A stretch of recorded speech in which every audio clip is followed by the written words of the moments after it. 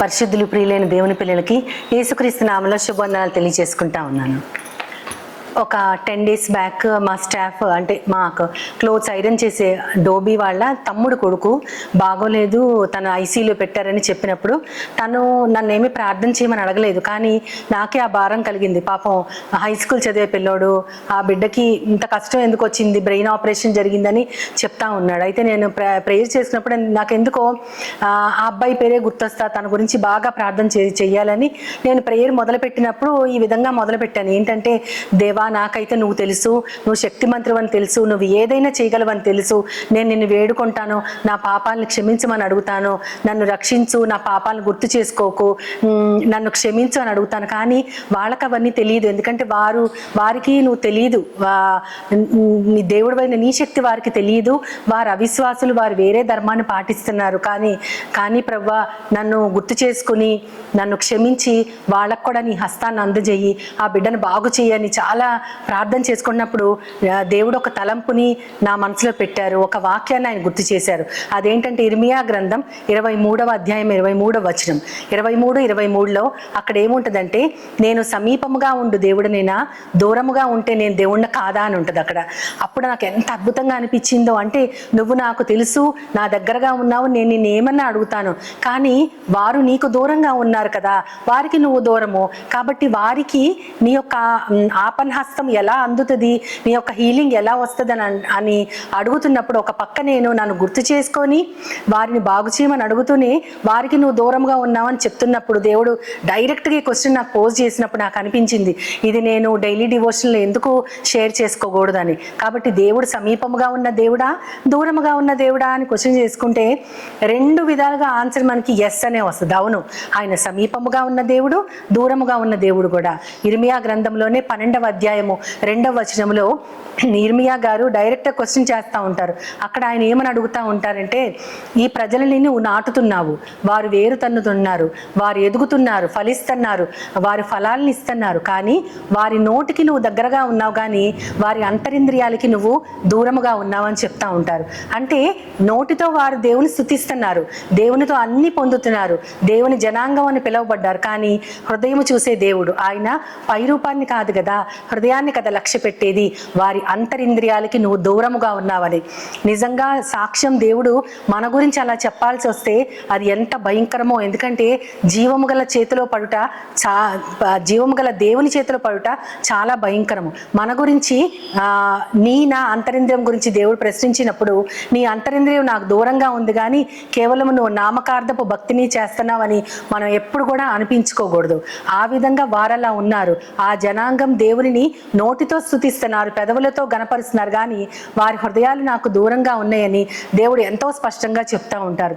అంతేకాకుండా ప్రసంగిలో మనకి ఒక మంచి మాట ఉంటుంది. అక్కడ 7వ అధ్యాయము 24వ వచనంలో ఏమని ఉంటుందంటే, సత్యము బహు దూరమైనది, లోతైనది, దానిని పరిశీలన చేయుట ఎవరి తరము అని ఉంటుంది. సత్యం అనేది బహు దూరంగా ఉంది, లోతైనది అంట.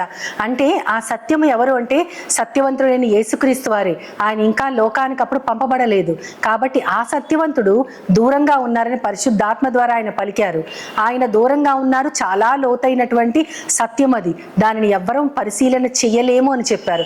కానీ అదే సత్యవంతుడైన దేవుడు ఇప్పుడు మన జీవితాలలో ఎన్నో కార్యాలు జరిపిస్తా ఉన్నారు, మనకి సమీపంగా ఉన్న దేవుడు. అప్పుడైతే ఆయన ఇంకా లోకంలోకి పంపబడలేదని చెప్తా ఉంటే, ఇప్పుడైతే ఆత్మ ద్వారా ఆయన మన హృదయంలో ఉండి మనల్ని బలపరుస్తూ ఉన్నారు, మనల్ని ఆయన నామములో భద్రపరుస్తూ ఉన్నారు. అందుకనే మన లూకాసు వార్త 18వ అధ్యాయం 13వ వచనంలో కనుక చూస్తే, అక్కడ 2 వ్యక్తుల్ని యేసుక్రీస్తు వారిద్దరి గురించి చెప్తా ఉంటారు. దేని గురించి చెప్తా ఉంటారంటే, శిష్యులకి కొంతమంది తామే నీతిమంతులు అనుకొని ఇతరులని తిరస్కరిస్తారు, తృణీకరిస్తారు. అంటే నేను నీతిమంతురాలను అనుకొని ఇంకొకళ్ళు నేను వారు నీతిమంతులు కాదు, వారు ఇలాంటి వారిని వారిని జడ్జ్ చేస్తూ ఉండొచ్చు. కానీ అలాంటి పరిస్థితి మనకి రాకూడదు.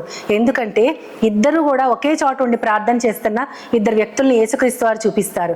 ఒకరు పరిసయ్యుడు, ఇంకొకరు సుంకరి. పరిసయ్యుడు అన్ని విధాలైనటువంటి దేవుని యొక్క బోధల్ని చిన్నతనం నుంచి నేర్చుకుని భక్తిలో పెరిగినవాడు. అతను ఏమంటున్నాడంటే, ఈ సుంకరిలాగా కాదు, నన్ను ఎంతో మంచిగా పుట్టించావు, నేను అన్ని విధాలుగా నువ్వు చూపించిన విధానంలో నేను నడుచుకుంటున్నానని అతను ఎంతో బోస్ట్ఫుల్గా ఉంటాడు. అయితే ఈ సుంకరి మాత్రం ఆకాశం వైపు కన్నులెత్తటానికైనా సరే ధైర్యము చాలక, ప్రభువా పాపినైనా నన్ను కరుణించుము అంటాడు. అప్పుడు యేసుక్రీస్తు వారు ఏమంటారంటే, ఆ పరిసయ్యుడు నీతి కంటే ఈ సుంకరే ఎక్కువగా నీతిమంతుడిగా తీర్చబడ్డాడు. అంటే పరిసయ్యుడు నీతిమంతుడు కాదని కాదు, కానీ ఆ నీతి కంటే ఇతని నీతి చాలా ఎక్కువైంది అని చెప్తారు. కాబట్టి ఆయన దూరముగా ఉండి ఆ యొక్క ప్రార్థన చేశారు ఆ సుంకరి. ఆ ఒక్క ప్రార్థనకి దేవుడు అతనిని నీతిమంతుడిగా తీర్చారు.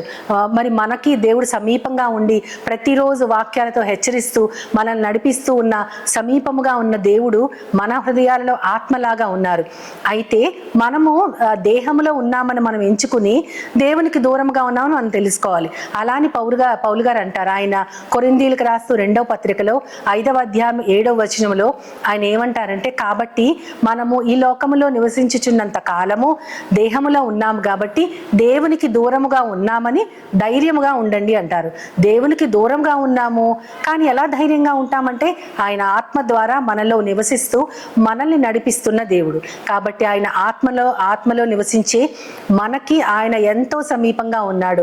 అందుకనే కదా మనకు చెప్తారు, ప్రభు సమీపంగా ఉన్నాడు కాబట్టి ఏ విషయంలో చింతపడకుండా అన్నిట్లో కూడా మీరు ఆనందించండి, మరలా చెప్పుదును ఆనందించండి అని. మనం చేసుకునే చిన్న ప్రార్థన కూడా ఆయనకు వినపడగలిగేంత దగ్గరలో మన ఆత్మలో ఆయన ఉన్నారు. కానీ మనము దేహములో ఆయనకి దూరంగా ఉన్నాము. అంటే ఈ దేహాన్ని చాలించి మనము ఆత్మరూపులుగా, మహిమా స్వరూపులుగా దేవునిని చేరుకుని ఆయన సన్నిధిలో ఎల్లప్పుడూ నివసించగలిగేంత వరకు కూడా మనము దేహముతో దూరముగా ఉన్నాము. మనము మహిమా స్వరూపము ధరించి ఆయన దగ్గర కలకాలము జీవించేంత వరకు కూడా మనము ఆయనకి దూరముగా ఉన్నాము. కానీ ఆయన ఆజ్ఞల చొప్పున నడుచుకుంటున్నాము, మనకి ఒక సంచకరువులో మనం ముద్రించబడ్డాము అని మనం గుర్తు చేసుకుంటే ఖచ్చితంగా మనం ధైర్యం కలిగి ఉంటాము.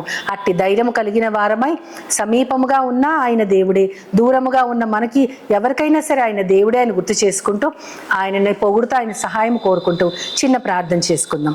మహోన్నతుడా, మహాపరిశుద్ధుడైన నా ప్రియ పరమ తండ్రి, నాయన మా పెదవులతో నేను స్తుతిస్తూ మా యొక్క హృదయాలకి నువ్వు దూరంగా ఉంటే గనక ప్రవ్వా, అది మాకు ఎంత భయంకరమైనటువంటి శిక్ష ప్రవ్వా.